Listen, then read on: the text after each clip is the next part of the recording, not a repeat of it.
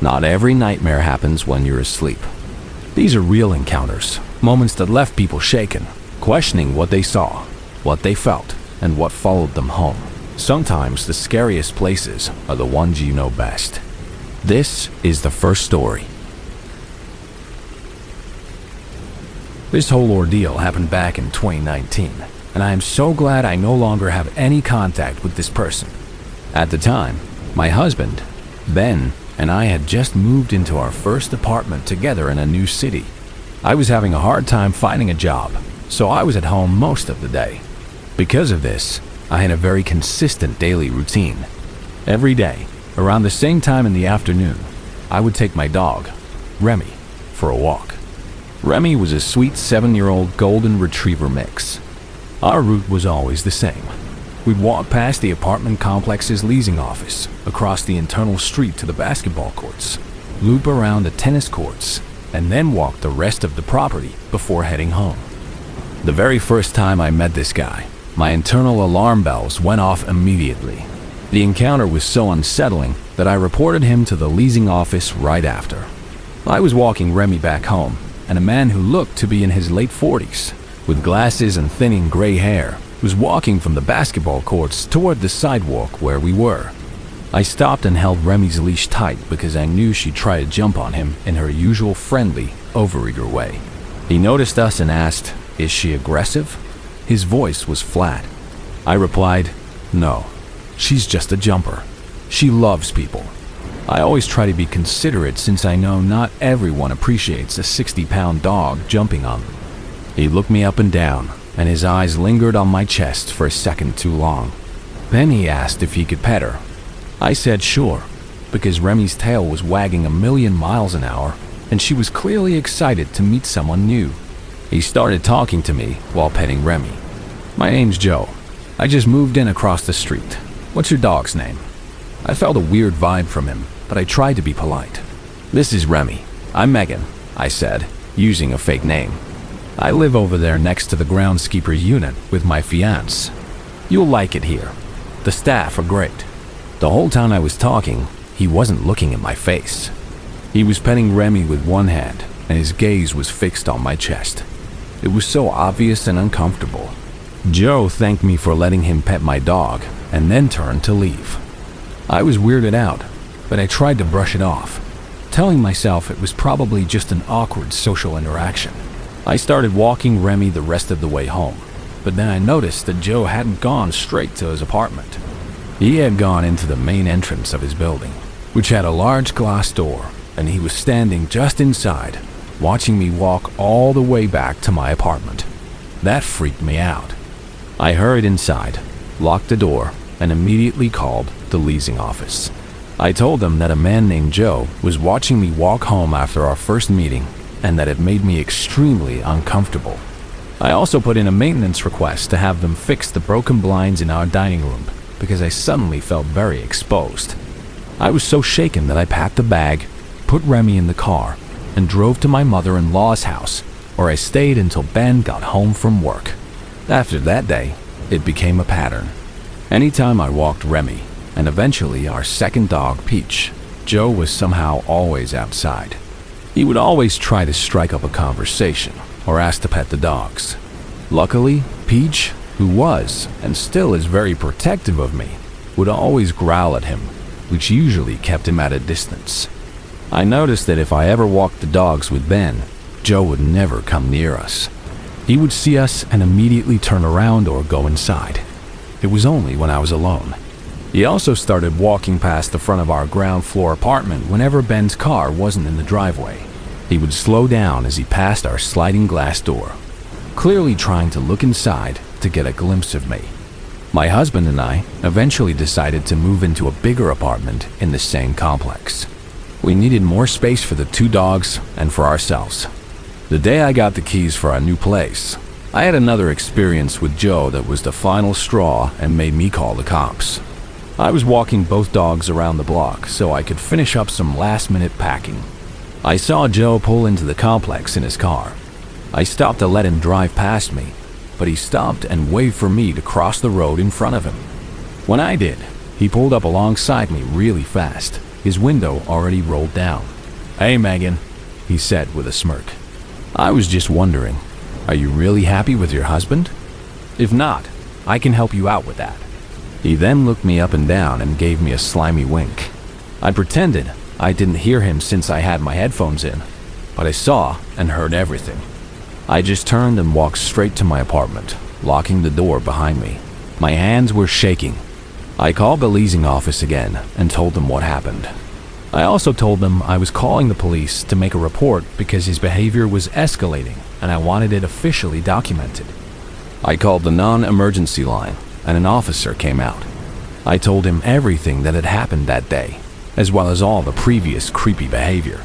The cop asked me, "Do you want me to give him a warning not to talk to you?" I said yes, absolutely. The officer took my name and number and went to the leasing office first to talk to the staff. About an hour later, the cop called me back. He told me he'd spoken with the property manager and had also run Joe's license plate number. He confirmed the man's full name for me and said that the leasing office had multiple other complaints about him from other female tenants on file. He also mentioned that he didn't get a chance to talk to Joe directly because Joe was leaving the complex just as the cop arrived. I thanked him for his help and went back to packing. I also went to the leasing office myself to talk to the property manager. She confirmed what the officer said. Joe had multiple reports against him. She promised me she would have the on-site courtesy officer try to talk to him and formally warn him not to interact with me or any other female residents. We moved to our new apartment on the 3rd floor, and for almost 6 months, I didn't have another incident with him. He didn't know which apartment was ours, so he couldn't walk past our windows anymore. I also changed up the dog's walking schedule so I would never run into him. The last time I saw him, he tried to approach me as I was getting out of my car. I just turned around without a word and walked away. A couple of months later, I saw him harassing my new neighbor while she was grilling outside on her balcony. I reported that to the leasing office too. Not long after that, he moved out. The complex refused to let him renew his lease. That's the last I ever saw of Joe. For years after that, I carried a stun gun with me whenever I walked the dogs or went anywhere by myself. I was fully prepared to use it on him if he ever got close enough to me again, especially after I called the cops. Thankfully, it never came to that.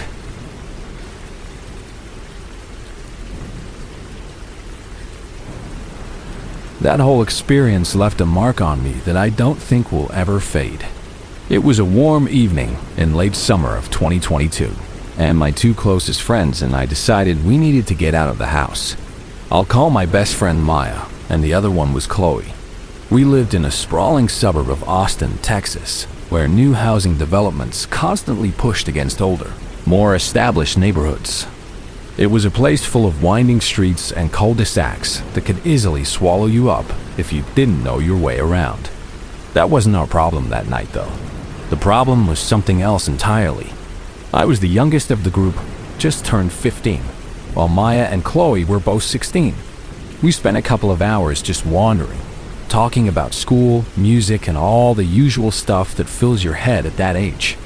The air was thick and humid, typical for that time of year, and the sky was turning a deep orange and purple as the sun finally started to dip below the horizon. We must have been out for a while, because our legs were starting to ache, and we all agreed it was time to head back. We were probably a good 2 miles from Maya Street, which was our destination. That's when things got strange. To get back, we had to cross a busy 4-lane highway that cut through our town. As we waited for a gap in the traffic, Maya nudged me. She nodded her head subtly to our left. I glanced over and saw him. He was a shorter man, maybe 5'5", with dark hair and a tired-looking face. He was just standing there, also seemingly waiting to cross.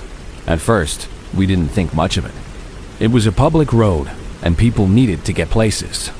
We finally made it across the highway and turned onto a back street that snaked its way up a long, steep hill toward our neighborhood. This particular street was notorious. It was old and narrow, designed long before the town's population boom. It was a one-way street with no sidewalks. If you wanted to walk, You were either in the road or trespassing in someone's front yard. The incline made it a real workout just to walk up, let alone run. When we turned, the man turned too. He was about 30 yards behind us. This is probably a good time to mention something about my appearance. I'm a guy, but back then I had long, dark hair that I always wore pulled back in a tight bun. I was skinny and hadn't hit my growth spurt yet. Walking between two girls, most people just assumed I was one of them. I never really cared, but that night, I started to wonder if it made us a target. The man kept following. His pace was bizarre. He would speed up, almost jogging, until he was uncomfortably close, and then he would switch to the other side of the narrow street and start walking incredibly slowly, forcing us to pass him again. It was a clear and deliberate game. Maya and I were seriously freaked out, and we started laughing nervously, that kind of high-pitched, anxious laughter you do when you don't know how else to react. Chloe was completely oblivious. She had her AirPods in, blasting some pop artist, and she was glued to her phone, totally lost in her own world. We switched back to the other side of the street and picked up our pace, almost speed walking. The man mirrored our every move. When we finally reached the corner at the top of the hill, we turned onto Maya's street, breathing a small sigh of relief. He was behind us again, but on the opposite side of the road, now illuminated by a single buzzing streetlight. We kept walking, and I glanced back over my shoulder. He was just standing there, under the light, watching us. Then, he raised his hand and gave a slow, deliberate wave. A cold feeling washed over me. We were now about 20 yards away from him. He suddenly started walking towards us, fast. It wasn't a run, but it was a determined, aggressive walk that closed the distance alarmingly quickly. For a second, we were all just frozen. Then Maya, thinking fast, pulled out her phone and pretended to be on a call. "Yeah, Mom, we're almost there. Just a few houses down. We're coming now." Her voice was loud and shaky. We started walking briskly, almost jogging, down the long street toward her house, which was still a good 20 houses away. Then we heard it. The distinct, heavy sound of feet slapping against the pavement, fast and hard, right behind us. Someone was running. Maya and I didn't even have to look. We just broke into a full-on sprint. I risked a glance behind me to yell for Chloe. "Chloe, run!" She finally looked up from her phone, her eyes wide with confusion, and saw the man. He was laughing. He was actually laughing as he chased us down the street. That image is burned into my memory. We finally, mercifully, reached Maya's driveway. We scrambled up onto her porch, hearts pounding, and turned to look back. He was gone. The street was empty. We stood there for a moment, catching our breath, a strange mix of terror and relief washing over us. We even started to laugh again, this time for real. And then we saw him. He had returned, walking calmly back down the street from the direction he had disappeared. My stomach felt like it dropped through the floor. We all rushed inside and slammed the door, immediately telling Maya's mom what had happened. Her mother, Sarah, was a no-nonsense woman. She stormed outside onto the porch, and there he was, standing directly across the street under another streetlight, just watching the house. Sarah started yelling at him. "What the hell do you think you're doing? Why are you following my children?" He didn't say a word. He just stared back at her with a blank expression. Then, with a stunning amount of arrogance, he leaned casually against the neighbor's metal gate, as if he had all the time in the world. That's when it hit us all. This wasn't random. He had a plan. I don't know what he intended to do if he had caught one of us, but I know it wasn't good. He eventually started walking slowly down the street, stopping again a little further down to just stand and watch.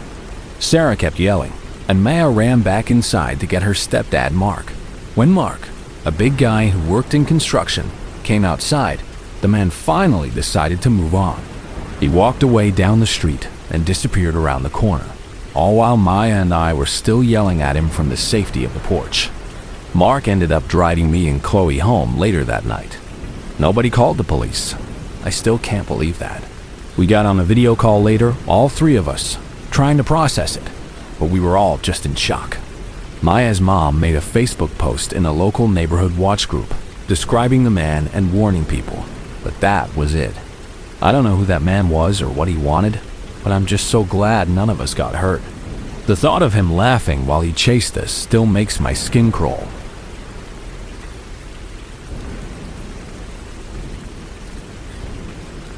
I'm writing this from my graveyard shift at the security desk, where the hum of the fluorescent lights is the only thing keeping me company. It's finally quiet, which gives me time to process the last few weeks. I think the whole ordeal is over, but a part of me is still waiting for the other shoe to drop. My name is Maya, and I'm 24.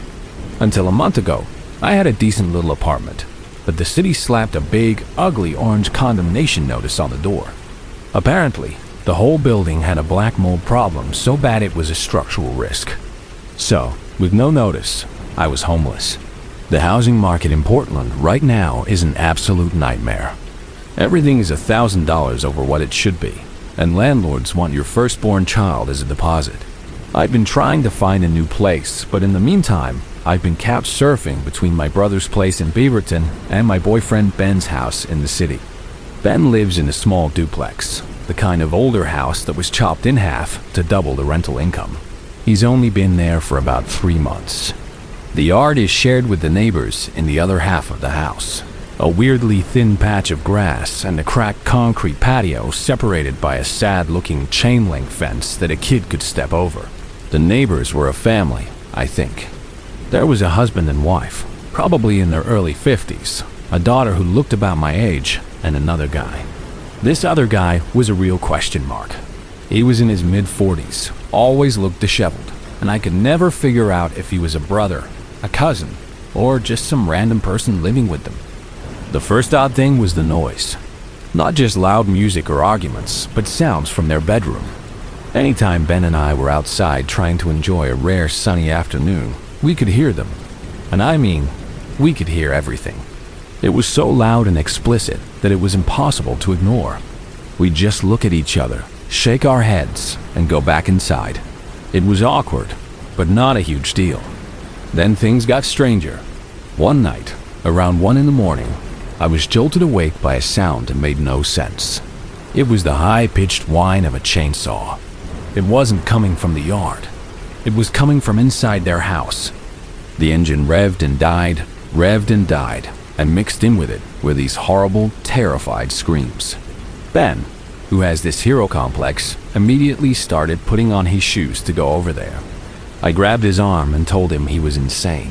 We had no idea what was happening, and going over there was a good way to get hurt. I finally convinced him to just call the police. We watched from our window as a cruiser pulled up. The officers went to the door, and then nothing. They left after a few minutes. The next day, we saw the whole family, one by one, walking around the yard. No one had any visible injuries, no bandages, nothing. They just waved at us like it was any other Tuesday. A week later, I was leaving for my evening shift at the hospital. As I walked to my car, the wife came out of their front door. She was wearing nothing but a pair of gray sweatpants. That's it. No shirt, no bra, just sweatpants hanging low on her hips. She didn't even seem to notice me. She just walked over to her sad little garden patch and started pulling weeds, completely exposed, as if it was the most normal thing in the world. I just got in my car and left, completely baffled. The final straw for Ben happened a few days after that. We were trying to sleep, and this rhythmic stomping started next door. It was heavy and deliberate, like a group of people marching in place. Then the chanting began. It wasn't in English, or any language I could recognize. It was just this low, guttural, repetitive sound over and over, punctuated by the stomping. It went on for almost an hour. Ben was furious. He barely got any sleep. The next morning, he marched over there. The husband and wife were both outside. Ben told them they needed to knock it off, that the noise was unacceptable. They both just stared at him with these wide, confused eyes. They acted like they had no idea what he was talking about, playing completely dumb. Ben insisted, and they argued back, denying everything. He came back to our side of the yard fuming. convinced they were on some serious drugs. I had to agree with him. There was no other explanation. He yelled across the fence for them to stay on their side of the yard and to keep quiet from now on. That worked for a whole day. The following night, I saw the wife again. This time, she was in a sports bra and thin pajama shorts. She walked out to their fire pit, which was just a ring of blackened stones in the dirt, and just laid down next to it. She curled up on the hard ground and fell asleep. Or at least, I thought she was asleep. I'm a nursing student, and something about the way she was lying there just felt wrong. After about 10 minutes of her not moving a muscle, I told Ben I was going to check on her. I walked over, knelt down, and said her name. No response. I put my fingers on her neck to check for a pulse and felt a cold dread wash over me. Her skin was cool and clammy. I leaned down and realized she wasn't breathing. I immediately started CPR while screaming for Ben to call 911. The ambulance and fire department arrived in minutes. The paramedics took over while the firefighters, equipped with oxygen tanks, broke down the neighbor's front door. They came out carrying 2 more unconscious bodies, the husband and the other man. The daughter, thankfully, hadn't been home. After the ambulances rushed them to the hospital, one of the fire captains was talking to us. It was then that a weird, offhand comment Ben had made when he first moved in came flooding back to my mind. He'd said the neighbors mentioned that all their windows were painted or sealed shut and couldn't be opened. The fire captain confirmed it. They had a faulty furnace that had been leaking carbon monoxide into their poorly ventilated house for weeks. None of them died, thank God. All 3 survived. But we hadn't seen them since. The landlord came by a few days later, looking grim, and started airing the place out. I doubt they'll ever come back. The carbon monoxide poisoning explained everything. The weird behavior, the confusion, the auditory hallucinations that made them think they were hearing things and made us hear chainsaws and chanting. They were slowly being poisoned, and it was making them lose their minds. The first thing we did the next day was go to Home Depot and buy 3 carbon monoxide detectors for our side of the duplex. We're having the whole place inspected next week. It just goes to show, you need to make sure your home is safe, because sometimes the monster isn't your neighbor. It's the air you're breathing.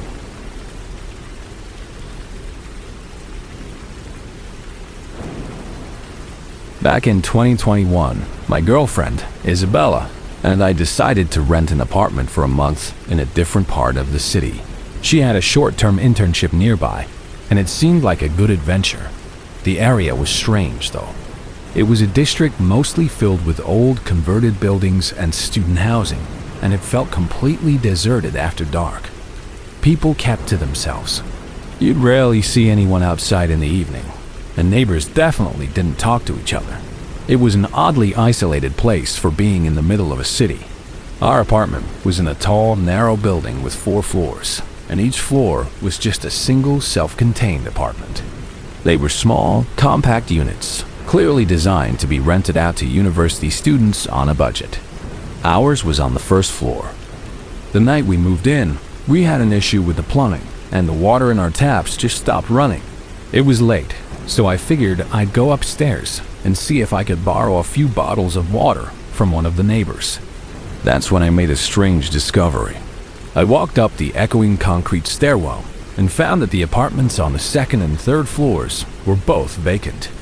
The doors were locked, and there were for rent signs taped to them. The only other occupied apartment, supposedly, was on the 4th floor at the very top. I could see a dim light on through the frosted glass of the door, so I decided to ring the bell. I waited, but there was no answer. I rang it again, listening for any sound from inside, but there was nothing. Disappointed, I went back downstairs. Over the next week, we started hearing a sound. It was a distinct noise, like someone was methodically whacking a metal rod or a pipe against something solid, maybe the floor or a piece of furniture.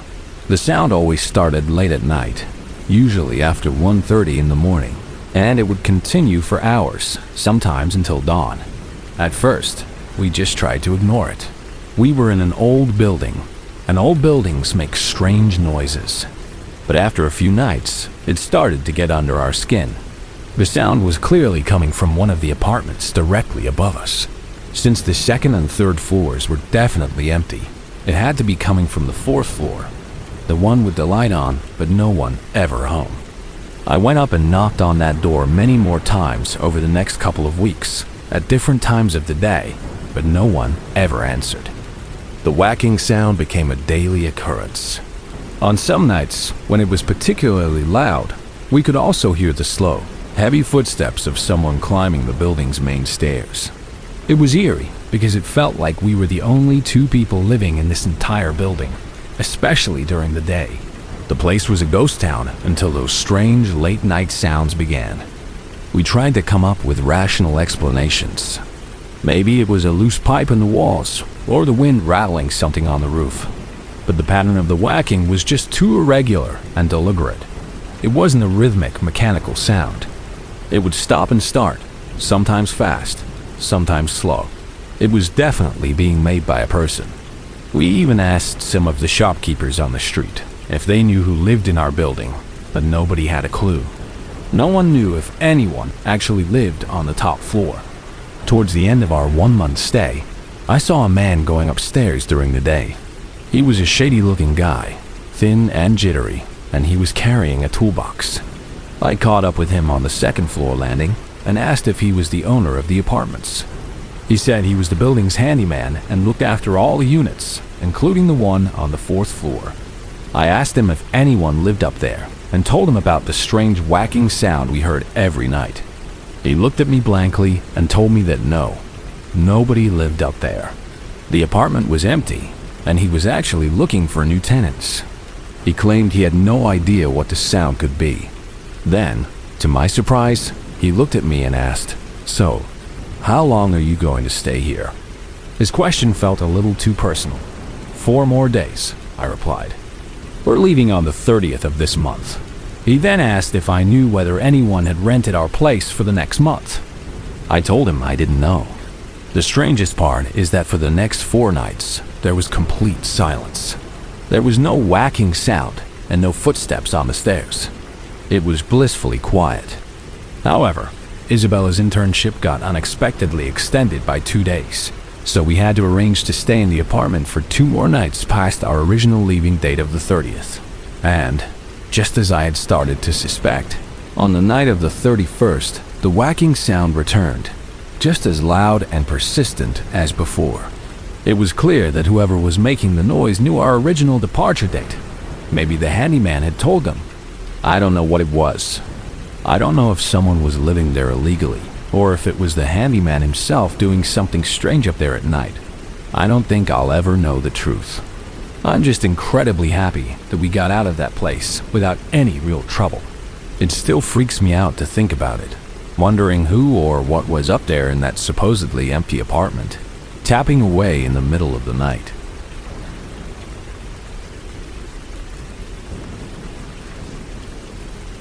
This story is something that happened over a decade ago, back in 2012, right when I was on the cusp of becoming a teenager. I was about 30, and my friend Liam and I were doing what we always did on summer afternoons, wandering around the sprawling suburban neighborhood I was staying at for the week.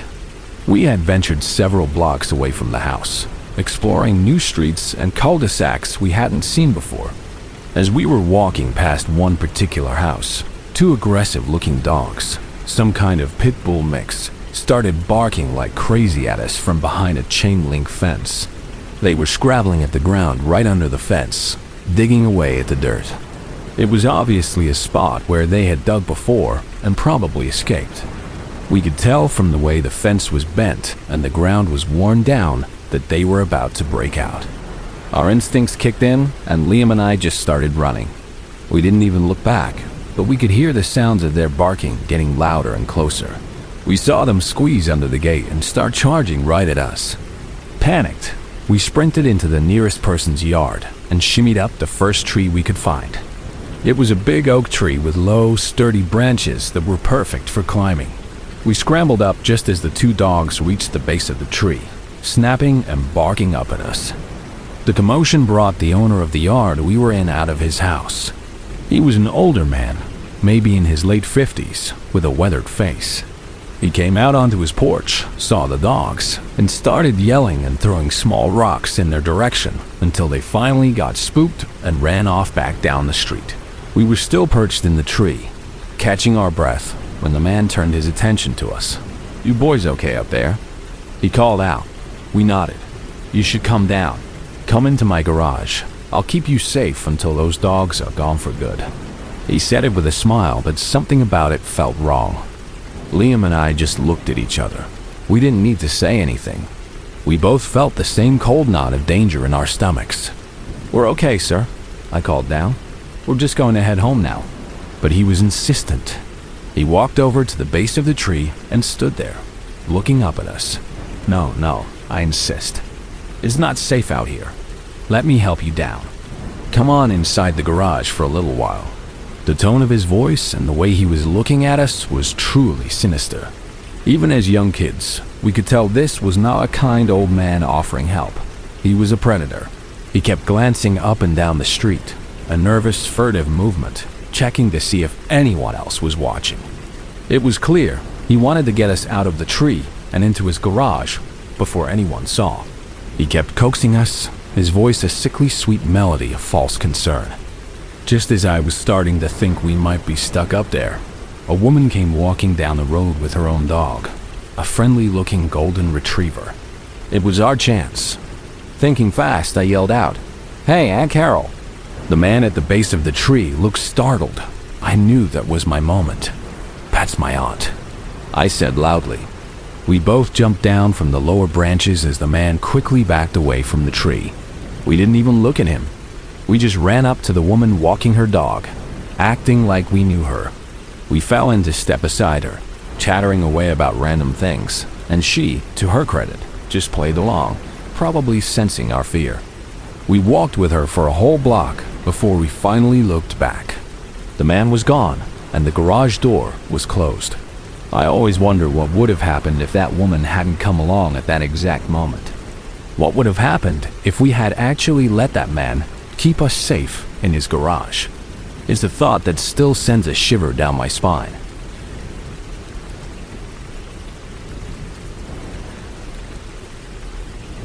I was 19 when this happened. I live in the UK, and it was early May of 2018, right before a massive heat wave was set to arrive.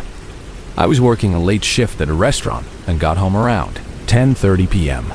I was hungry and wanted something more exciting than pasta, so I decided to bike up to the big Tesco, which was just over a mile up the road.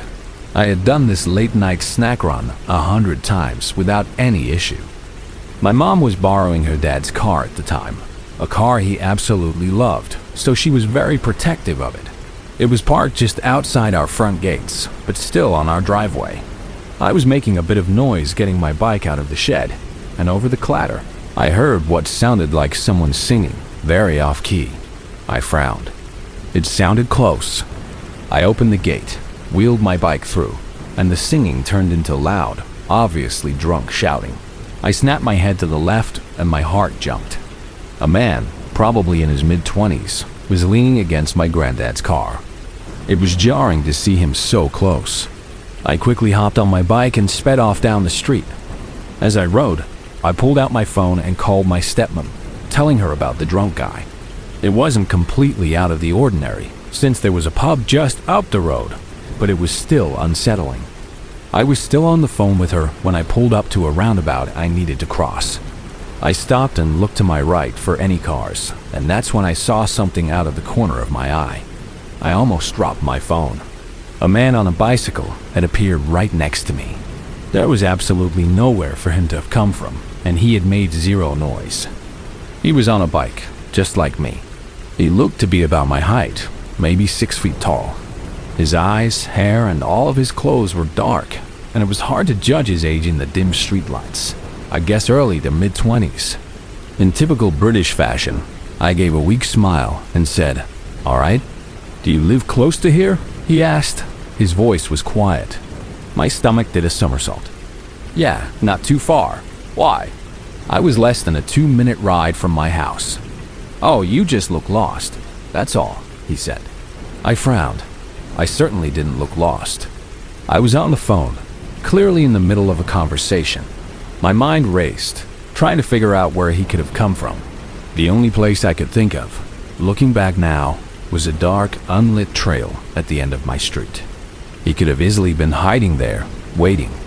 "No, not lost," I said, laughing awkwardly and gesturing with my phone, trying to signal that I wanted to get back to my call.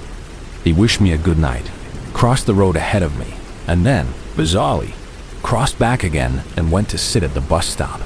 At first, I was relieved. He was just catching a bus. But then I realized which bus stop he was at. Tesco was the last stop on that route. It would have been faster for him to get there on his bike than to wait for the bus. There was no logical reason for him to be waiting there. I have autism, and when I get a plan set in my mind, it's very hard for me to deviate from it. So, instead of just going home, I continued on my path to Tesco. I got off the phone with my stepmom and called my boyfriend at the time, telling him what I was doing. As I cycled past the bus stop on the other side of the road, I mentioned to my boyfriend, "I think I'm being followed." He told me I was being dramatic. I glanced back, and sure enough, the man was back on his bike, pedaling hard. He was gaining on me. Within seconds, he was cycling alongside me on the opposite side of the road. Then he crossed over, heading right for me. My hands started to sweat. I told my boyfriend what was happening, but he still didn't believe me. My mind was whirling. Did he want to rob me? Hurt me? I went completely nonverbal, a stuttering mess on the phone. He positioned his bike to block my path. "How old are you?" he asked, his voice still quiet and calm. 19 was all I managed to squeak out. "Oh, cool. Me too." I just moved to the area. I just nodded, unable to speak. My boyfriend was getting annoyed on the other end of the phone because I had gone silent. "Where are you heading?" he asked, getting a little closer. "The shops," I said. I wanted him to know I was going somewhere public, somewhere with security guards. "Do you think we can be friends?" he asked. I was stunned. I didn't know how to answer. I was saved when my phone started ringing. It was my boyfriend calling me back after we had somehow gotten disconnected. "Well, I better head off," I said, forcing a smile. "Might see you around if you just moved here." By some miracle, he just nodded and headed off in the direction we had both just come from. I felt sick. I had to listen to my boyfriend accuse me of lying about going to Tesco and meeting another guy. That relationship didn't last much longer. I eventually made it to Tesco, where I immediately called my best friend and burst into tears. I still feel that the two incidents, the drunk guy at my house and the man on the bike, were related. It was all just too weird and happened within minutes of each other. I know it might not seem as scary as other stories, but at the time, I was terrified. It all happened so fast, but I've never forgotten the feeling of being trapped and hunted on that dark road.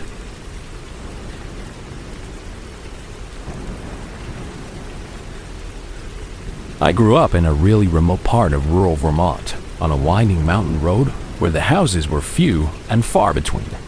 Our property backed up to a massive field, which was my entire world as a kid. At the far edge of that field were dense woods, and if you walked through them, you'd come out into another, even bigger field. The whole area, hundreds of acres, was fenced in with old, rusty barbed wire because a local farmer used it as a pasture for his dairy cows every summer. I spent most of my childhood out there. I wasn't like other kids who played video games. I'd played with the cows. I knew them all by their markings. I'd follow them along the narrow paths they had worn through the woods and spend hours just sitting with them, feeling their warmth. This happened one afternoon when I was about 12 years old. Back in 2010, I was out in the woods, doing what I always did. I found my favorite cow, a gentle Jersey with a white patch over one eye, and I managed to climb onto her back. She was used to my presence and just ambled slowly along the trail, chewing her cud, while I sat there, feeling like the king of the forest. I was casually eating a handful of wild blackberries I'd just picked from a thicket. She was heading down a familiar path, one that I knew led to a small, sunny clearing that I particularly loved. It was a perfect spot for just sitting and thinking. As we emerged from the trees into the clearing, I glanced over at the fence line. It bordered the property of one of our neighbors. This man had always given me the creeps. He was reclusive and strange.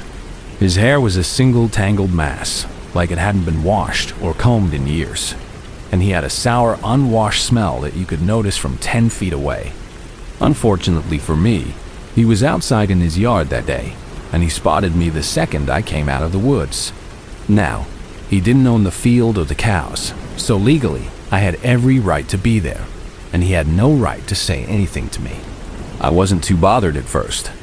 I just slid off the cow's back and started walking towards the berry patch near the fence, pretending to be looking for more ripe ones. I was trying to act casual, hoping he would just go back inside. Suddenly, I heard a loud, metallic twang. It was the sound of the barbed wire fence being strained. I whipped my head around and my heart jumped into my throat. The man was climbing over the fence and he was holding a rifle. Without a second thought, I turned and bolted back into the safety of the woods. I thought he wouldn't follow me, that he was just trying to scare me off his property line. But he did. I could hear the loud cracking of sticks and the rustling of leaves as he pursued me. He was much bigger than me, and his footsteps sounded heavy and determined. I ducked under a thicket of low-hanging pine branches, trying to catch my breath. I crouched down, making myself as small as possible, my ears straining to hear him. The woods fell silent for a moment, and I thought maybe I had lost him. But then I heard another stick snap, closer this time. He was definitely still out there, methodically searching for me. I realized I still had a lead on him, though. I knew these woods like the back of my hand, and he didn't. I remembered a spot a little further up the hill where the fence was sagging and I could easily crawl under it to get out onto the main road. It was my only chance. I made a break for it, running as quietly as I could, my feet barely touching the ground. I scrambled under the wire fence, tearing my shirt in the process, and tumbled out onto the dusty gravel of the road. I felt a wave of relief wash over me. I was safe now. I stood up, brushed myself off, and turned to look back into the woods, assuming he wouldn't dare follow me onto the public road. He stepped out of the woods just then, emerging from the shadows of the trees. He stood there, about 30 yards away, and he raised the rifle. He pointed it directly at me. In that moment, the world seemed to slow down. I could see the dark hole of the barrel, his grimy finger near the trigger. I was completely frozen. I thought I was going to die right there on the side of that quiet mountain road. I started to slowly walk backwards, never taking my eyes off him. My legs felt like they were made of lead. I was just waiting for the flash and the sound. Right at that moment, a car came around the sharp corner. It was an old blue pickup truck. I turned my head for just a fraction of a second to look at the truck as it drove past, the driver giving me a confused look. When I turned my head back to where the man had been standing, he was gone. He had vanished back into the woods as if he were never there. I didn't stop walking backwards until I was all the way home. I avoided that pasture and those woods for a very, very long time after that. I never told my parents what happened. I was afraid they wouldn't believe me, or worse, that they'd confront the man and make things even more dangerous.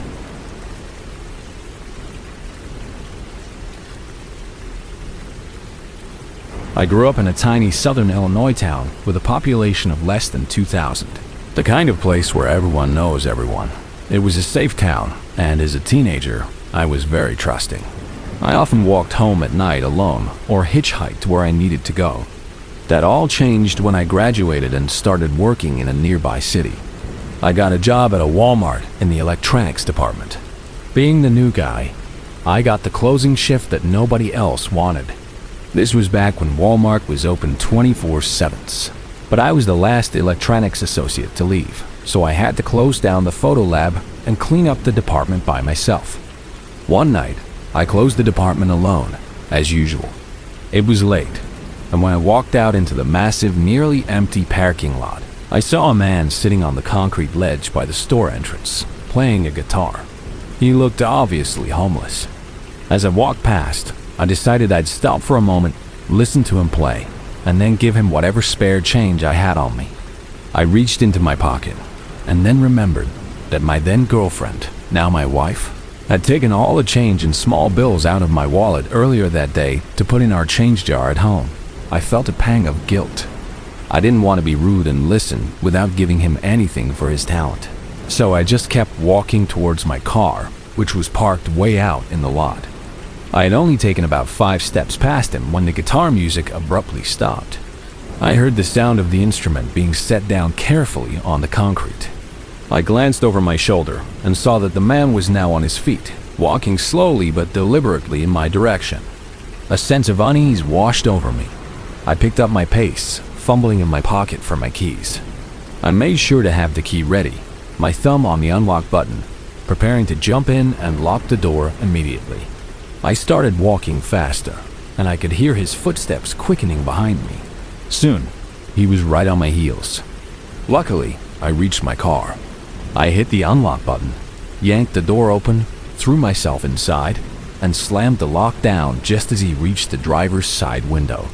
He just stood there for a moment, then wandered away, acting as if he hadn't just been chasing me across a dark parking lot. I thought maybe I had overreacted, and I drove home, trying to forget about it.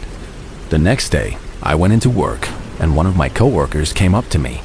"Hey," she said, "did you see that guy yesterday who was walking around the store with a guitar?"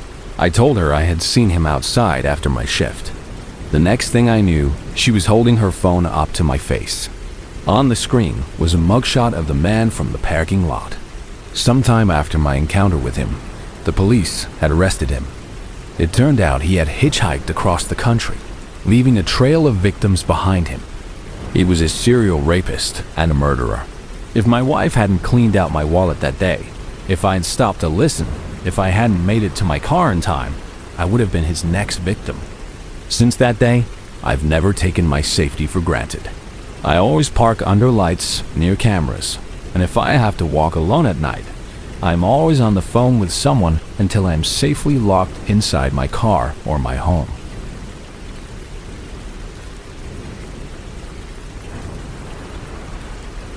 My name is Casey, and yes, before you ask, my parents were huge baseball fans, hence the Casey at the Bat connection. I've heard all the jokes. This whole thing happened when I was 14, which was back in 2021. We lived in a small town in central Wisconsin, the kind of place with a population of maybe 700 people on a good day. It was mostly retirees and families who had been there for generations. I'd seen a lot of people come and go over the years, either by moving away or by passing on. And then there was my creepy neighbor, the one I had to deal with for what felt like an eternity. I honestly don't think even the Grim Reaper would want anything to do with this guy. For the story, let's call him Mr. Davison. He lived 2 streets over from me. He was in his early 40s, with sandy blonde hair and the most intense, piercing blue eyes I had ever seen. They were so pale they looked like chips of ice. If it wasn't for the fact that he was so fundamentally weird, and for what he eventually did, he could have easily been one of those guys people describe as a hot dad. He was married and had 3 kids. I was friends with his youngest daughter, Megan. One afternoon, Megan and I were at her house, sitting on the floor in their living room playing Mario Kart on the Switch. We were getting loud, yelling at the screen, as you do. Suddenly, Mr. Davison walked into the room. He started yelling at Megan about the volume, saying her little brother was trying to nap. He was in the middle of a sentence when he stopped short, his eyes landing on me. I immediately turned the volume down on the TV. "Sorry, sir," I mumbled. "We'll keep it down." He didn't respond to that. Instead, his eyes traveled down my body and back up. I felt my face flush with heat. I was just wearing a pair of jean shorts and a tank top I had made myself.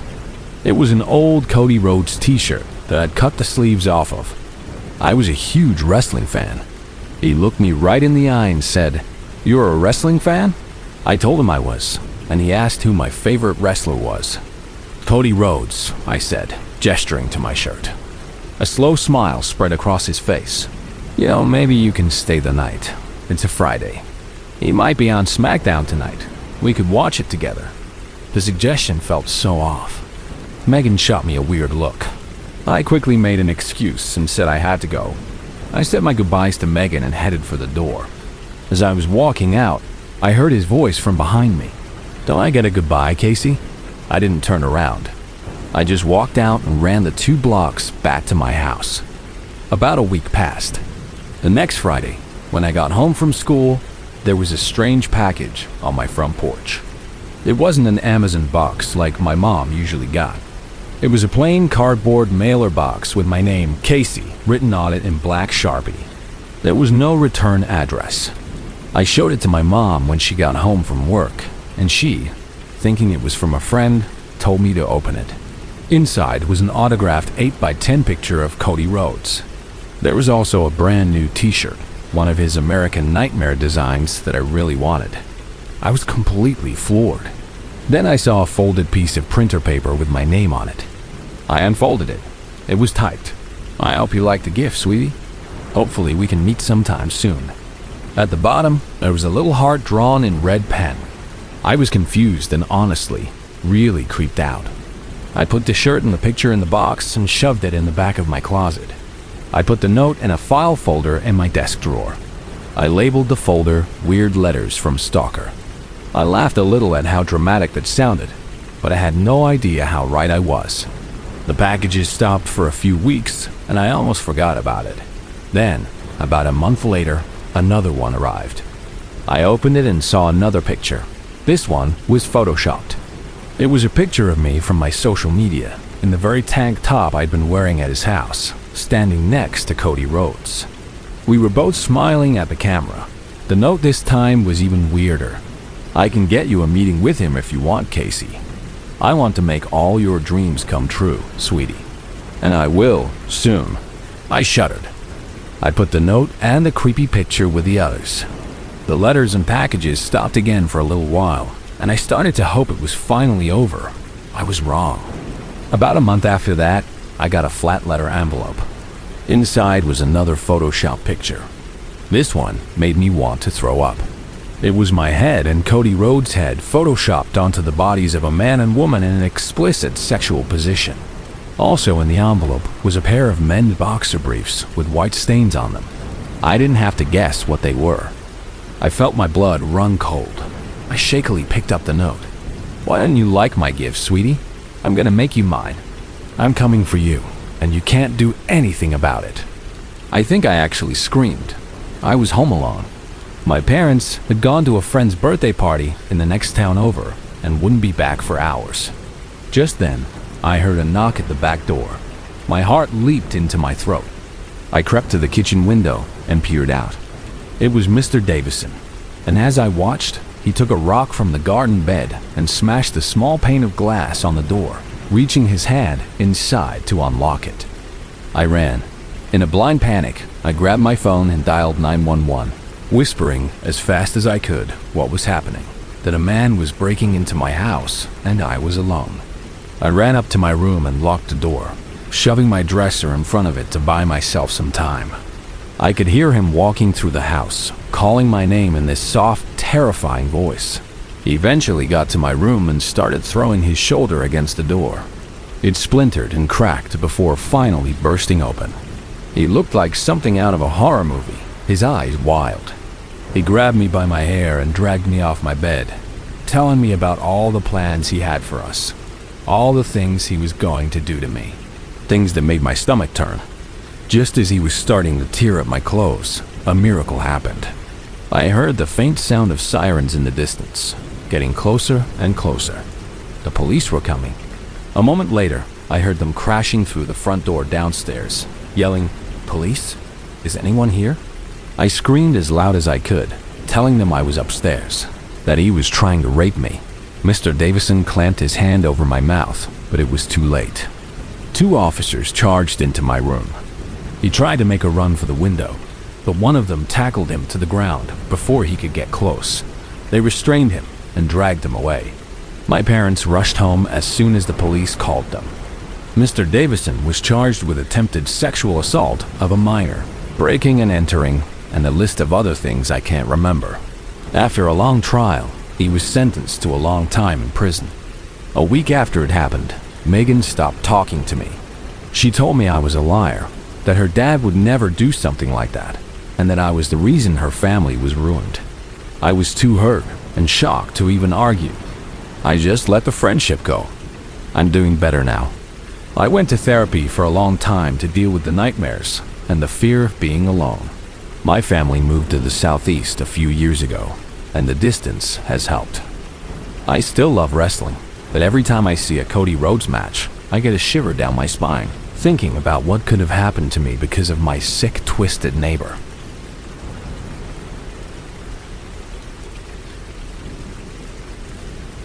To put my story into context, I was 28 when this happened. It was 2022, and I had just moved into a second-floor duplex apartment in a quiet neighborhood in Quebec City. The city is generally very safe, which is one of the reasons I chose to live there as a single woman. But like anywhere, bad things can happen. The old woman who lived on the first floor was lovely. She was 87, and her children, who were my landlords, came by every day to check on her and take care of the property, watering the flowers and mowing the lawn. I felt completely safe. During my first week there, I met my next door neighbor. We'll call him Martin. He lived in the other duplex right beside mine. He looked to be around 50 years old, was a little overweight, and had a nervous energy about him. He approached me while I was out cleaning my car. Our assigned parking spots were right next to each other, separated only by a few small, sparse bushes. "Hey," he said. "I'm Martin. You just moved in, right?" "Oh, hi. Yeah, I'm Elodie. How are you?" I replied, trying to be friendly. The conversation was normal at first. Then he said something that struck me as odd. "So, you're a judge?"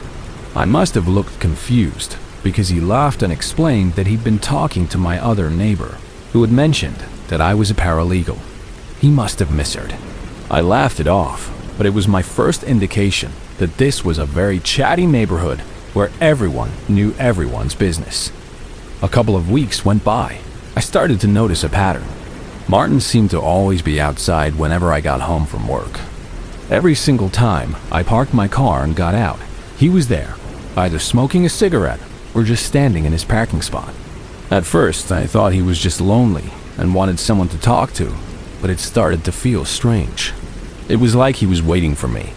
I usually got home around 9 at night, and without fail, there he was. He would always say hello, always ask how my day was, as if he needed to check in on me. One evening, he asked me, "Hey, do you want to come see my tomato plants? You have tomatoes on your balcony too." I thought maybe we could have a glass of wine. "What do you prefer, red or white?" He gave off such a weird vibe. The invitation felt loaded with an expectation that made me deeply uncomfortable. I didn't know what to say, so I just mumbled, "Red," and then made an excuse and practically ran to my apartment door, hoping he would take the hint. A few nights later, I was asleep when a loud knock on my door woke me up.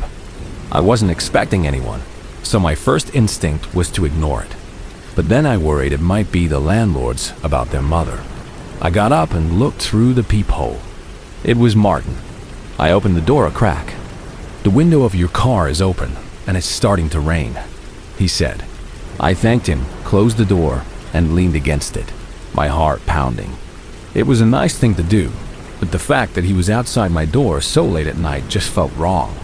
The incident that really, truly scared me happened about a week after that. Martin lived on the second floor of his duplex, just like me. His small bathroom window faced my kitchen window directly across the narrow gap between our buildings. I hadn't had time to install curtains in my kitchen yet. I was at the sink doing dishes, my back to the window. I turned to put some glasses away on the counter, and my eyes were drawn to his window. He was standing there, perfectly still, just staring at me. He wasn't moving a muscle, his face a pale oval in the darkness of his bathroom, just watching me. A wave of pure panic washed over me. I dropped the glass I was holding, and it shattered in the sink.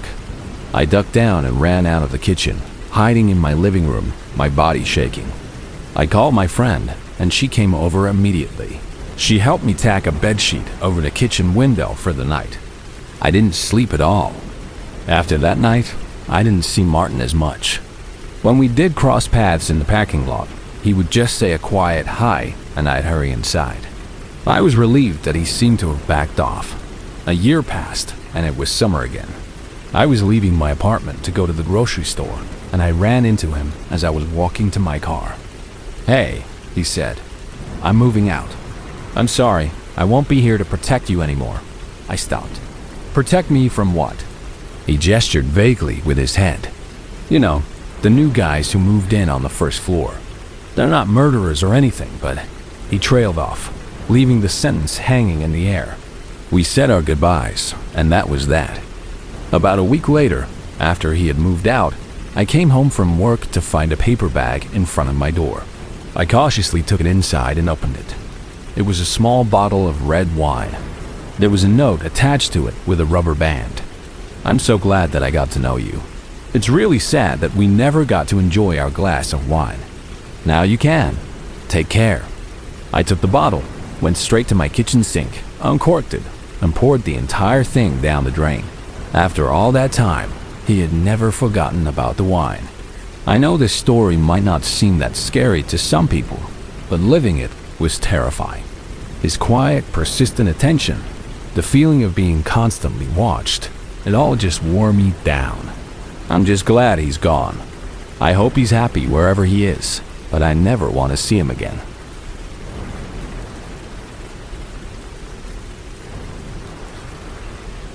A bit of background is necessary to understand how terrifying this was. My cat Milo is an indoor-outdoor cat with a very specific routine. Every morning, he follows my parents and me to the door, rides the elevator down with us from our fourth-floor apartment, and then goes about his day exploring the neighborhood. In the evening, one of us will call for him, and he'll come back home. Now, Milo isn't exactly punctual. Sometimes he'll stay out late into the night, and other times he'll get bored after an hour and want to come back inside when no one is home. Our apartment is a bit unique. It's larger than the others and has two entrances. The first is a standard door off the main hallway with two locks. The second is a private elevator that requires a special key and opens directly into our apartment foyer with only a single lock on that door. Milo, being as lazy as I am, knows about the elevator. When our neighbors let him into the building, he'll come up and wait by the main door. Since I almost always use the private elevator from the parking garage, I don't see him waiting. He has to meow at the door to get my attention. Over the 7 years we've had him, I've become an expert on his meow. I know it by heart. It's a very distinct, high-pitched, rising sound. It's cute, and it has a specific rhythm. We have a good system with our neighbors. Some have a key to our place and will let him in for us, and others will just let him into the main building so he's not stuck outside, especially if it's raining. It all works pretty well. This happened last winter. My parents were away for the weekend on one of their hiking trips, so I had the apartment to myself. It was around 11 at night, and I was just chilling on the couch, watching a movie. Over the sound of the TV, I heard a faint meowing. I figured one of the neighbors had let Milo into the building, and he was waiting outside the main door. I paused the movie, grabbed my keys, and walked to the front door. As I put the key in the first lock, I listened more closely to the meow. Something was off. It was too deep, too guttural. The rhythm was wrong. It didn't have that cute, high-pitched rise at the end that was so uniquely Milo. A little knot of unease formed in my stomach. This wasn't my cat. And Milo is the only cat in the building who knows to come to our specific door and meow to be let in. I stopped, my hand frozen on the key. I waited, listening. Then I heard scratching at the door. My cat never, ever scratches at the door. He's too regal for that. At this point, I was seriously weirded out. The meowing was getting louder and more insistent, and I was worried it would wake the neighbors. I thought maybe I was just being paranoid, so I started to turn the key again. That's when I heard another noise that made my blood run cold. A cough, a distinctly human cough, low and gravelly, from the other side of the door. For the record, I'm not a cautious person. In my entire 21 years living in this apartment, I have probably looked through the peephole a total of 5 times. But in that moment, Some primal instinct screamed at me to look. My hand dropped from the keys. I held my breath and pressed my eye against the cold metal of the peephole. What I saw is burned into my memory. A man was standing there. He was crouched down, his face close to the door, and as I watched, he let out another one of those deep, fake meows. To say I was terrified is an understatement. My heart stopped. I just stood there, paralyzed with fear, for what felt like an eternity. I don't know how long I was frozen, but eventually, my body went on autopilot. I backed away from the door as silently as I could, grabbed my phone from the living room, and huddled in the corner, dialing the police. My hands were shaking so badly I could barely press the numbers. By the time the police arrived, there was nobody in the hall. I couldn't even remember when the meowing had stopped. They took my statement, told me to be careful, and left. To this day, I still have no idea what that man wanted. I don't know how he got into the building, since you need a key to access the main entrance. And the most terrifying question of all is how he knew. How did he know that I had a cat, and that I would open the door if he imitated its meow? Did he watch us? Did he follow me? I'm much more careful now. I look through the peephole every single time. And Milo? He came home the next morning, completely oblivious. He's actually sleeping on my bed right now as I write this, safe and sound. But I'll never hear him meow at the door the same way again.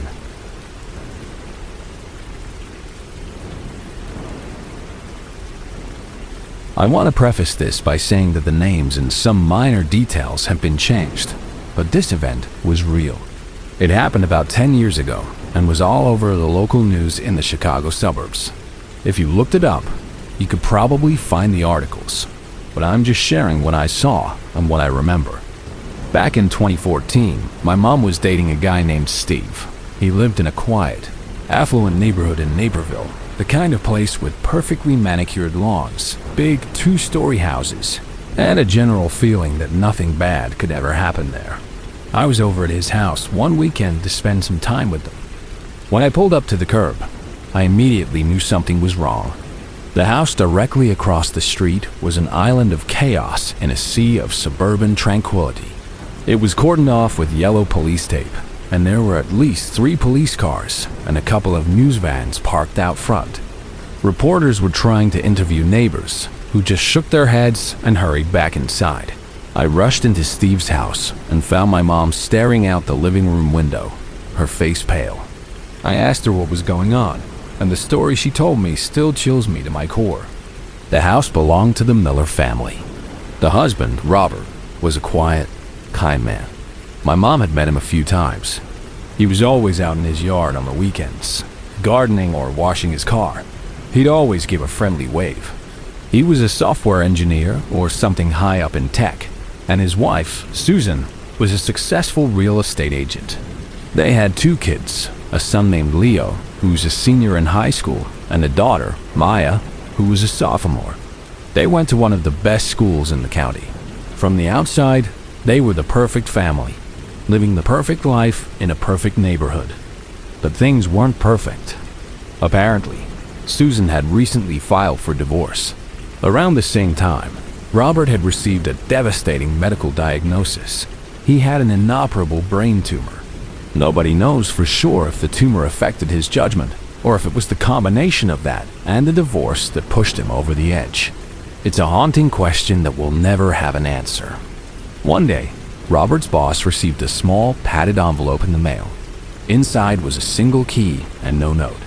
The boss was confused but set it aside. It was later discovered to be the key to the front door of the Miller house. Sometime in the early hours of the morning, before the sun came up, Robert woke up. He took a handgun he owned, walked over to his wife's side of the bed, and shot her while she slept. Then, he went down the hall to his children's rooms and did the same thing to both Leo and Maya. Afterward, he wrapped each of their bodies in bedsheets, dragged them one by one through the silent house and into the garage, and loaded them into the back of their family minivan. He locked all the doors to the house, opened the garage, and drove away. All of this happened while my mom and Steve were sleeping just across the street. They never heard a thing. No gunshots, No screams, nothing. It was just another quiet night in a quiet neighborhood. Robert drove erratically, and it wasn't long before he attracted the attention of a state trooper. A car chase began. He led the police away from the suburbs, heading out towards a more deserted rural area. He eventually pulled over on a gravel access road next to a cornfield. Before the police could surround him, he got out, doused the minivan in gasoline from a can he had in the back, and set it on fire. With the van engulfed in flames, he put the gun to his own head and pulled the trigger. He fell next to the burning vehicle, and his body burned along with his family's. The story was absolutely shocking. Our entire air was just stunned. This wasn't something that happened in a place like this, to a family like that. My heart ached for their relatives, for the friends of those kids, for everyone who had their lives shattered by this. But the most disturbing part for me was the silence. The fact that a man could murder his entire family and nobody knew. The world just kept sleeping. After my mom told me the story, I felt frozen. I couldn't stop staring at the house. The yellow tape felt like such a flimsy barrier against the horror that had taken place inside. As the day went on, the police and news crews eventually packed up and left. I went home, but the image of that house stayed with me. I came back to visit a few days later. By then, the crime scene had been cleared and the house had been professionally cleaned. I arrived after dark. As I got out of my car, an incredibly eerie feeling washed over me. I looked at the Miller house. Every other home on the street had warm, welcoming porch lights on. Theirs was completely dark. The entire house was a black silhouette against the night sky, except for one small, single window on the second floor. It looked like a bathroom window. The blinds were open and the light was on. It cast a pale, sterile glow. Maybe one of the cleaners had forgotten to turn it off, or a family member had been there to start clearing things out and missed it. But in that moment, all I could think was that someone was still inside. The feeling was so strong and so disturbing that I couldn't shake it. You really never know what goes on behind closed doors. You think you know your neighbors. You see the friendly guy with the perfect family. But you never ever know what's really happening on the other side of the wall.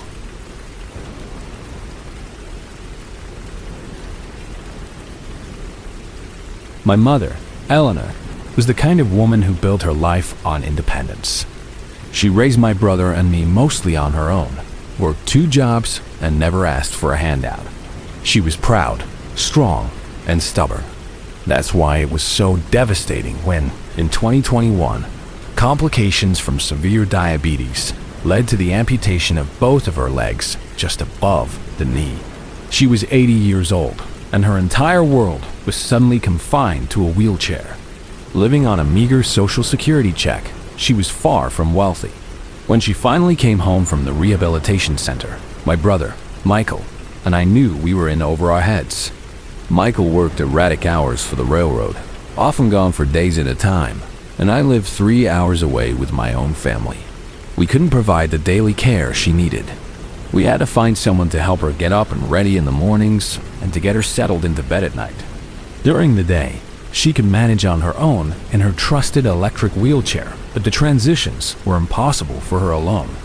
It felt like a miracle when her next-door neighbor, a woman named Brenda, offered her services. Brenda was a professional caregiver, and she offered to do the morning and evening routines for $20 an hour. She had all the certifications and references. We thought our prayers had been answered. I couldn't believe our good luck.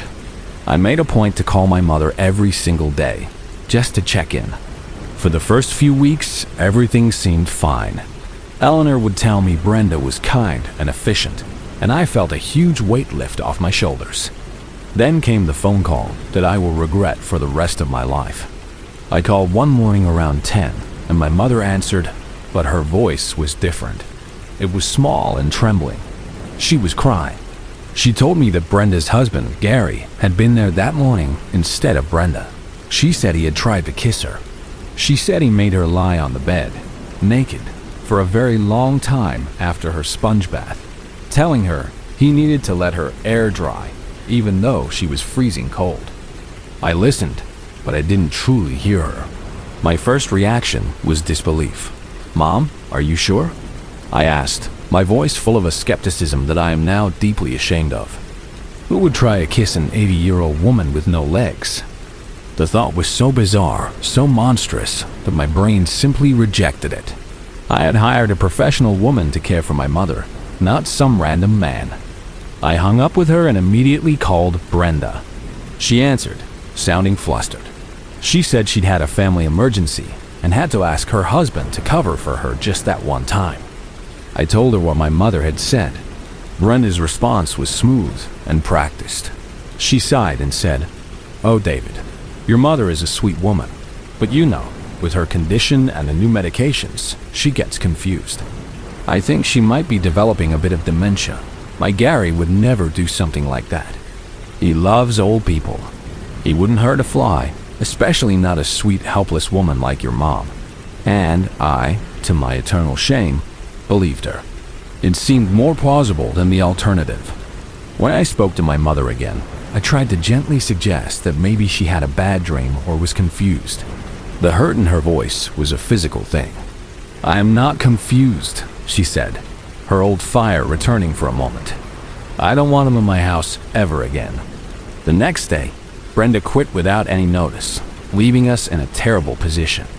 At the time, I thought she was just angry at the accusation. Now I realize she must have known her husband was a pervert. Maybe she was even in on it in some twisted way. The next time I visited my mother, about a week later, I had to go to their house to pay them what we owed. It was the first time I had ever met Gary. He was a small, mousy man with shifty eyes who refused to look at me directly. He just stared at the floor while Brenda did all the talking. I handed them the cash, and he mumbled a thank you without ever meeting my gaze. I left their house with a cold, sinking feeling in my stomach. A voice in the back of my head screamed that my mother had been telling the truth. Life went on. We found another caregiver, and things settled into a new routine. Later that year, on my next visit to my mom's town, I heard the news. A neighbor I was talking to in the driveway told me that Gary was in jail. He had been arrested for molesting Brenda's own granddaughters, both of whom were still in diapers. The bottom fell out of my world. The guilt was immediate and overwhelming. It was a physical sickness that rose up in my throat. I had dismissed my mother's terror. I had prioritized the word of a stranger over the woman who raised me. I had left her vulnerable and then invalidated her experience. I will never, ever stop feeling guilty for not believing her. What did he actually do to her? The questions still haunt my nights. Who knows what really happened in those moments she was alone with him? Did he just try to kiss her, or was it more? Did he drug her? Did he take pictures? Did he go through her personal belongings, her jewelry, her clothes? The thought of that vile man touching her things, violating her space, is almost too much to bear. I hope that bastard rots in a prison cell. And I hope the other inmates find out what he did to little girls and old women and give him exactly what he deserves. The real horror of this story isn't just what he did. It's that I let it happen by refusing to see what was right in front of my face.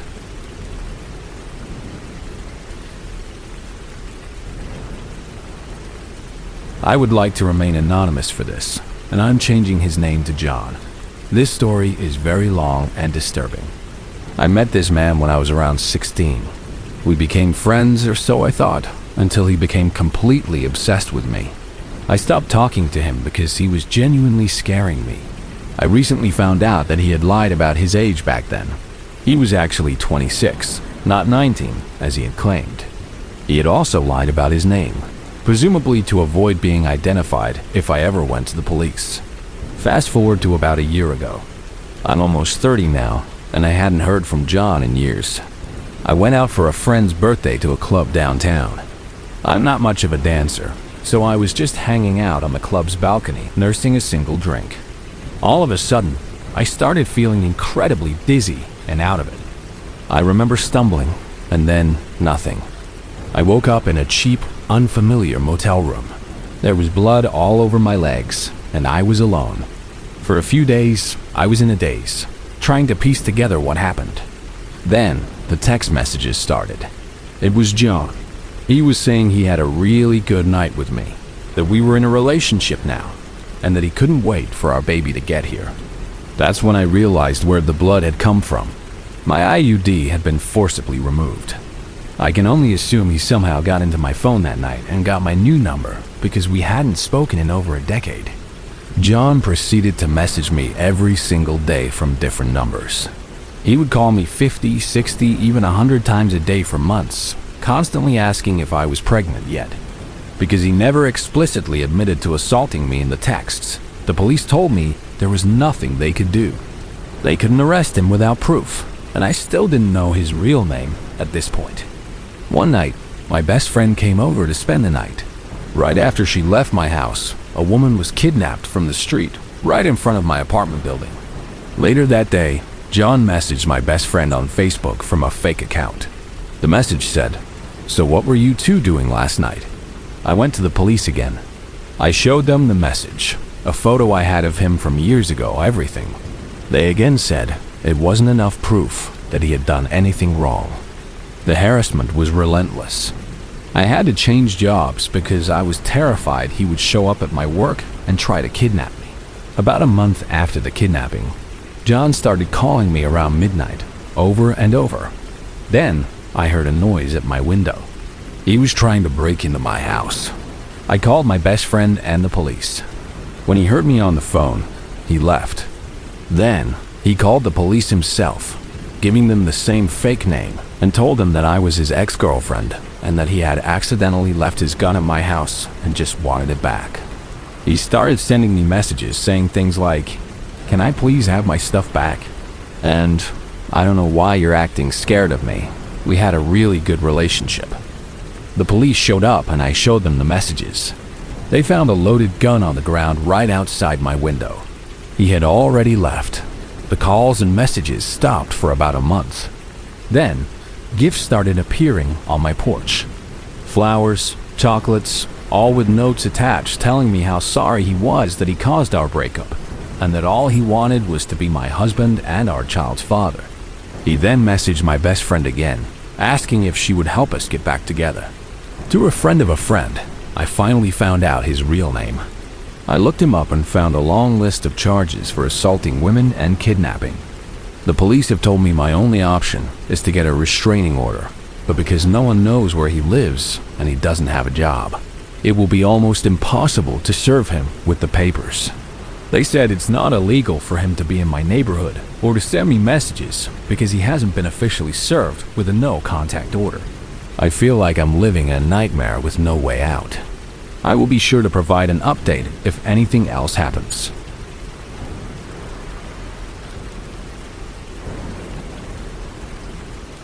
This story is about my best friend, Chloe, but I ended up getting dragged right into the middle of her ex-boyfriend's craziness. Chloe was only 14 when she started dating a guy named Alex. Even from the very beginning, he was bad news. He was emotionally abusive, constantly calling her horrible names. As their relationship got more serious, he started isolating her, slowly pushing away all of her friends, including me. They had a very on-again, off-again relationship. During one of their off periods, she fast-timed me out of the blue. We hadn't been talking much because of him, but I had a bad feeling, so I answered. When her face appeared on my screen, she was whispering, her eyes wide with fear. She told me Alex was at her window. Through the phone's microphone, I could hear a distinct, rhythmic knocking. Her bedroom was in the basement, so her window was one of those small, ground-level ones. For him to be knocking on it, he had to be lying on his stomach or crouching down in the dirt of her window well. The thought of it was terrifying. I told her to call the police or to run upstairs and get her mom, but she was completely frozen in fear. She wouldn't respond to my questions, just stare blankly at her phone screen. I ran out of my room and told my dad what was happening, just in case. I stayed on the call with Chloe. After about 15 minutes, the knocking stopped. We both held our breath, hoping he had given up and left. Then I saw the absolute horror dawn on her face, followed by the sound of shattering glass. It was Alex. He had broken the window and was trying to climb through. I immediately texted her mom, who I knew was upstairs. While staying on the line with Chloe, all I could hear was Chloe's terrified screams, her pleading with him to leave. When he realized she was on the phone with someone, he started accusing her of talking to another boy. When she managed to choke out that it was me, he completely freaked out, cussing me out by name while still trying to force his way through the small window frame. In a moment of pure desperation, Chloe slapped him hard across the face, doing anything she could to get him to back off. A second later, I felt a wave of relief as I heard her mom yelling her name from upstairs. Alex scrambled back out of the window and was gone. Her parents called the police, and I had to give a statement as a witness over the phone. A police report was filed, but sadly, that wasn't the end of it. She got back together with him. She later told me it was because she was scared for her family. He had threatened to hurt them if she left him for good. The relationship only got worse. He subjected her to physical and sexual assault, held her at gunpoint, and continued the relentless emotional abuse. After they finally broke up for the last time, he turned his focus onto me. He started trying to text me from different numbers, trying to get with me. I blocked him every time and reported his social media accounts. The last time I saw him was a few months later at the county fair. Chloe and I were walking around, trying to decide what ride to go on when I saw him. He was standing with a group of his friends, just staring at us. I felt immediately sick to my stomach. Stupidly, I pointed him out to Chloe. As soon as I did, he started walking over to us. The look in his eyes wasn't even human. It was just pure, cold evil. We ran. We didn't stop running until we got all the way back to my house, which was blocks away. We haven't seen him in person since then, but I genuinely fear for any woman who gets romantically involved with him. He is a monster.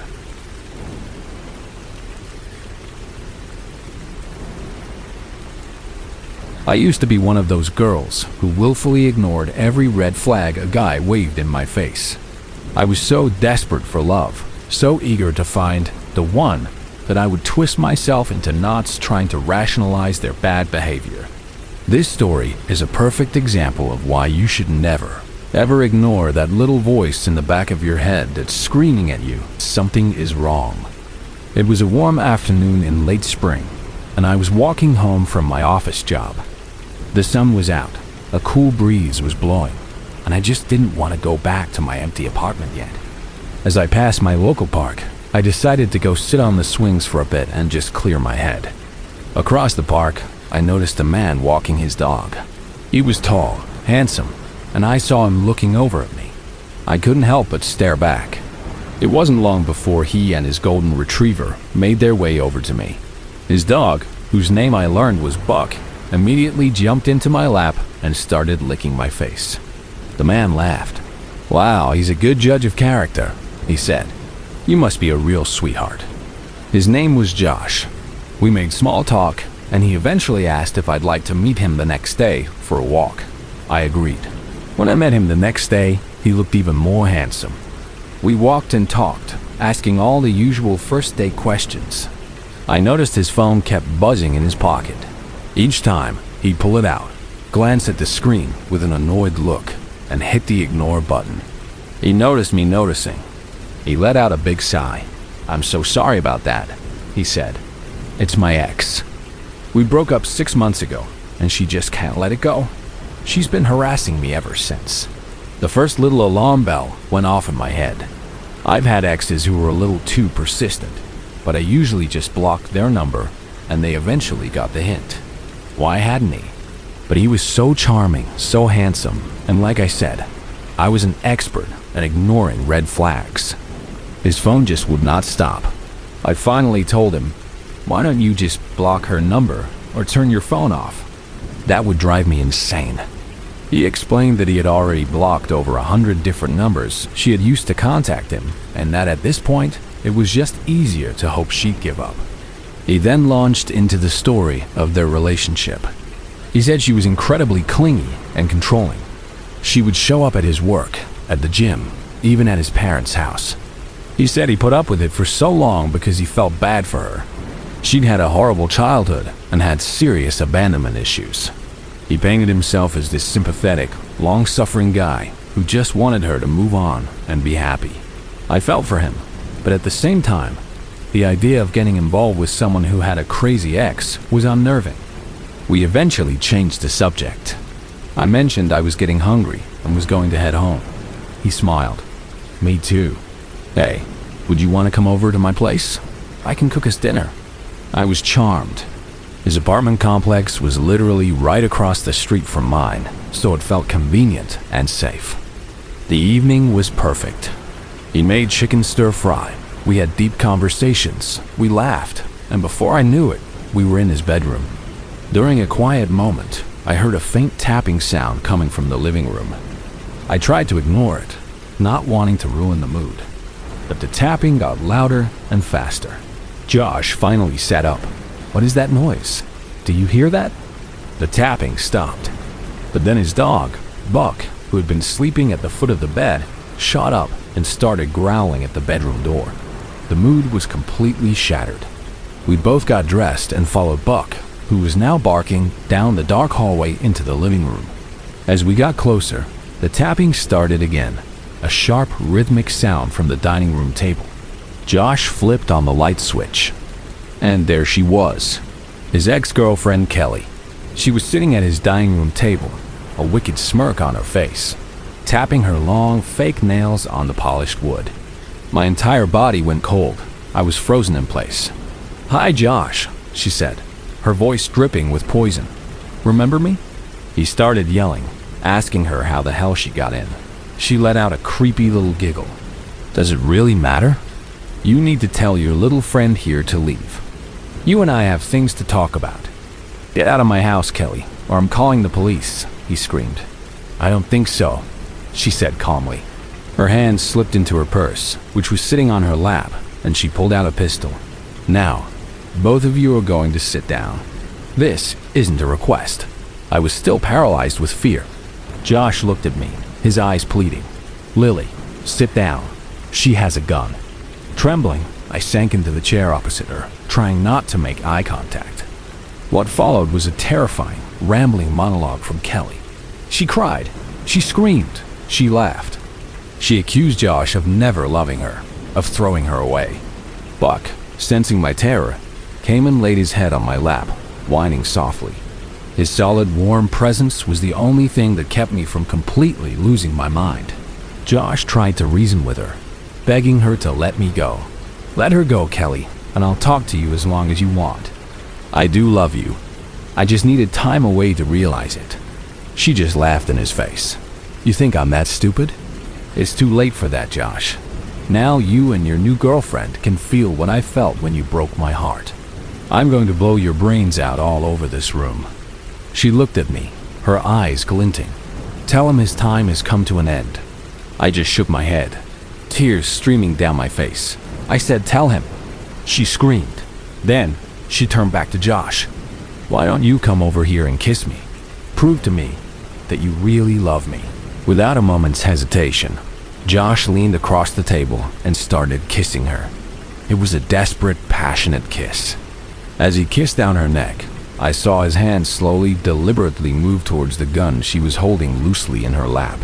My body reacted before my brain did. I threw myself off my chair and onto the floor.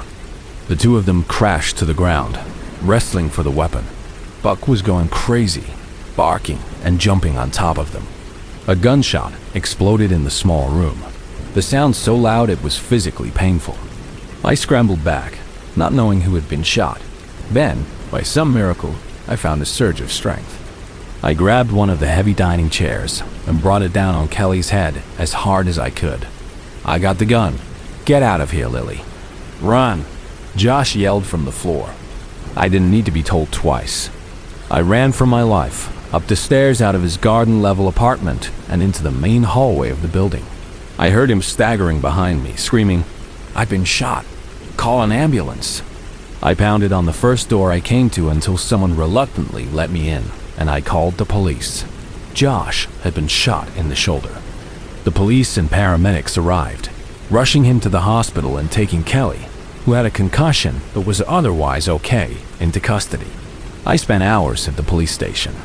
When I finally got home, I called my mom and had her come get me. A week later, Josh called. I knew it wasn't his fault, but I couldn't help but blame him. He had known how unstable she was, and he had done nothing. He had put me in danger. I told him I couldn't see him again. She ended up only getting 7 years in prison. I got a lifetime of PTSD. Never, ever ignore the red flags. It isn't worth it.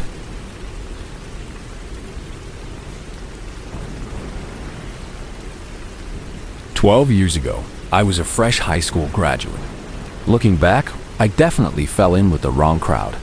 I had just gotten out of an emotionally abusive relationship and was feeling pretty low. One of my girlfriends suggested we go out to get my mind off things.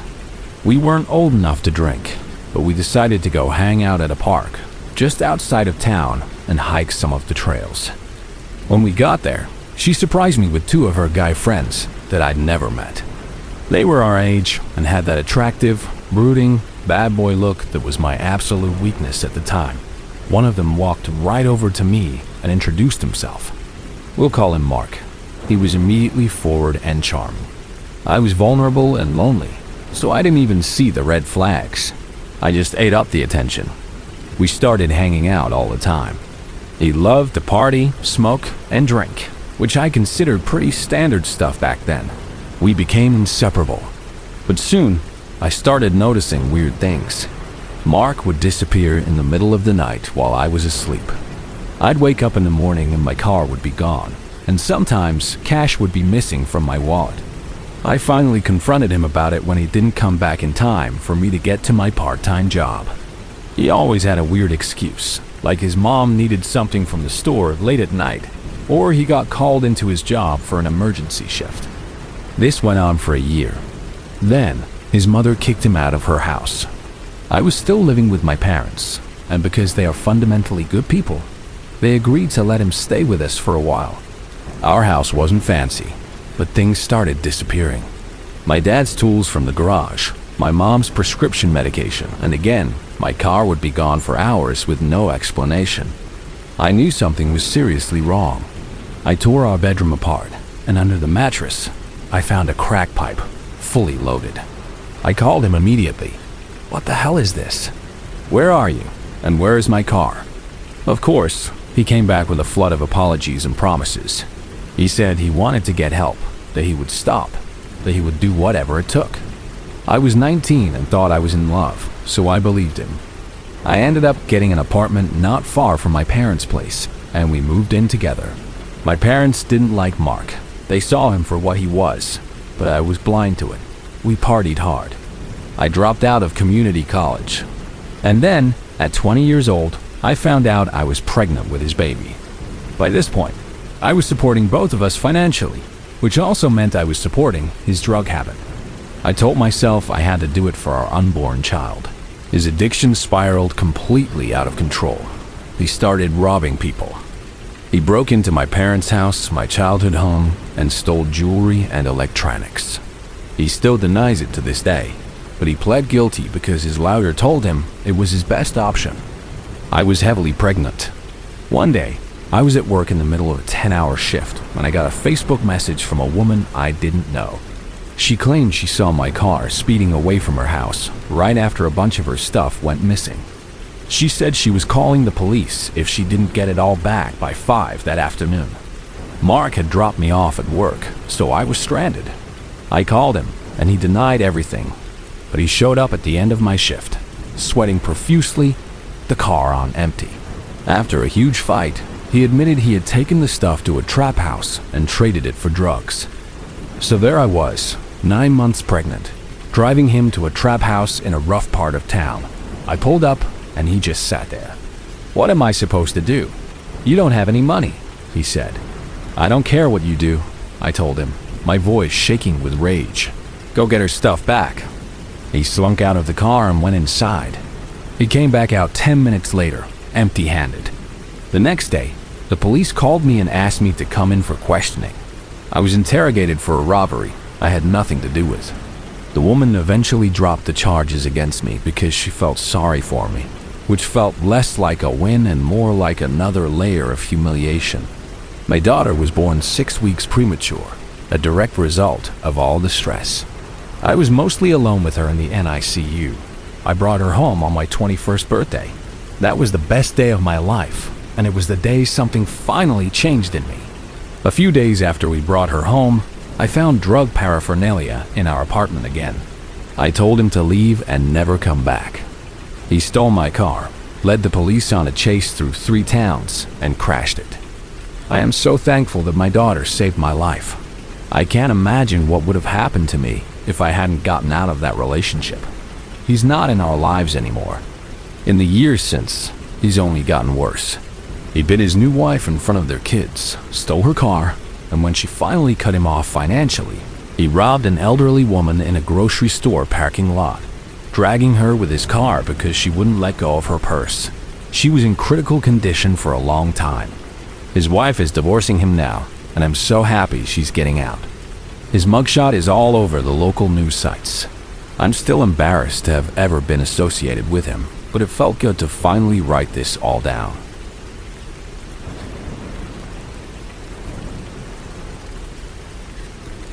This happened almost 3 years ago, and I need to apologize for how long this story will be. I met my close friend, Michaela, back in high school in 2015. We became fast friends. We both loved art, and since I was a couple of years older, I sort of mentored her as she prepared to apply to art programs. After I graduated, I started my studies at the local university. A while later, Michaela got accepted into the same program, but chose to start at the community college to save money, a decision I fully supported. Fast forward to February 2019. It had been almost a year since. Michaela and I had really had a chance to sit down and catch up. We were both so buried in our studies. We decided to meet at a Starbucks that was conveniently located between our community, college campus, and my university's art school.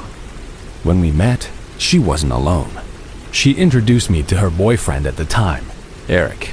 I recognized him immediately as one of the annoying kids who had been on our high school's trip to Japan a few years back.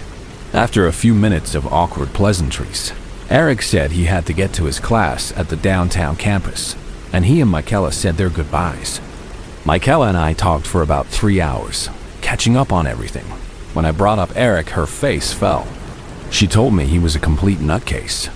She explained that he was incredibly clingy and possessive, and had this bizarre fixation on her relationship with art, especially anything involving the female form.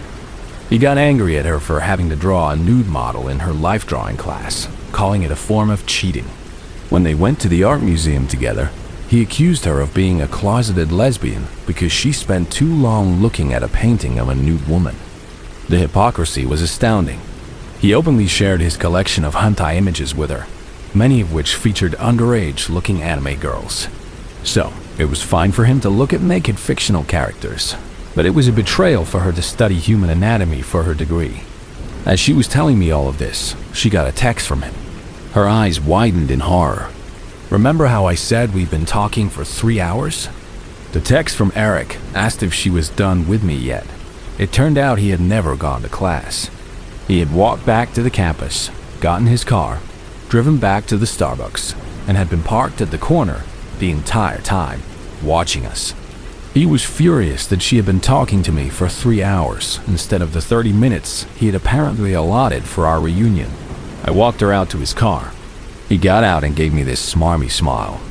"Didn't think it would take you two so long to talk," he said, extending a hand for a shake. I took his hand and gripped it tightly. "Yeah," I said, looking him straight in the eye. "That's what happens when you catch up with a friend you haven't seen in a year. Michaela is like a little sister to me. I expect her to get home unharmed. You really don't want to find out what happens if she doesn't." I let go of his hand, hugged Michaela, and whispered for her to text me when she got home. She texted me later that she was safe, but that he had argued with her the whole way, convinced that I was in love with her and was trying to steal her away from him. 2 months later, we met up for lunch again.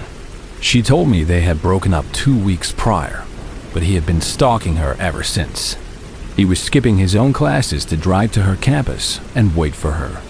The night she broke up with him, he ran off into the darkness of her neighborhood. Half an hour later, he called her, crying, saying he had been hiding under her car the whole time hoping she would come look for him. She had filed for a restraining order, which was already in effect. A week after that lunch, Michaela called me in a panic. She asked if I could pick her up from her art class. As I pulled up to the art building, I saw him, Eric, pacing back and forth in front of the main entrance. I called her and warned her. When her class ended, her instructor, who knew about the situation, escorted her out to my car. As she got in, she asked if I could drive her to her friend Jade's house, where she would be staying for a few days. It was a 30-minute drive north into a gated community. I knew the area. Michaela gave me the gate code, and Jade was waiting for us outside when we arrived. Jade invited me in to cool down for a bit. I felt relieved, thinking Michaela was finally safe behind the walls of this community. I was getting ready to leave, saying my goodbyes to Jade and Michaela. Their backs were to the sliding glass door of the backyard. I was facing them, and through the glass, I saw it. The last bit of evening sunlight silhouetted a figure jumping down from the top of the high community wall. "Get down!" I yelled. The girls turned just in time to see the silhouette of Eric stumbling as he landed. My adrenaline kicked in. I ran out the back door towards him. He had landed wrong, but quickly got up and charged at me. He was short, but I was able to tackle him to the ground. He was wiry and strong and managed to break free, scrambling towards Michaela and Jade, who were already on the phone with the police. I tackled him again. "It's all your fault," he screamed at me. "You're all taking her away from me." I just started laughing. "You're a delusional lunatic," I said. He tried to spit at me, and I punched him square in the face. Twice. "I told you you'd find out, didn't I?" The police arrived quickly and arrested him. He was charged with violating the restraining order, stalking, trespassing, and a host of other things. He had a knife on him, but in his clumsy jump over the wall and my immediate charge at him, he never had a chance to pull it out. If I hadn't seen him, if I hadn't stayed for that extra few minutes, this could have ended so much differently. Michaela is doing well now. She's attending a university 4 hours away and wants nothing to do with dating for a long time. I can't say I blame her.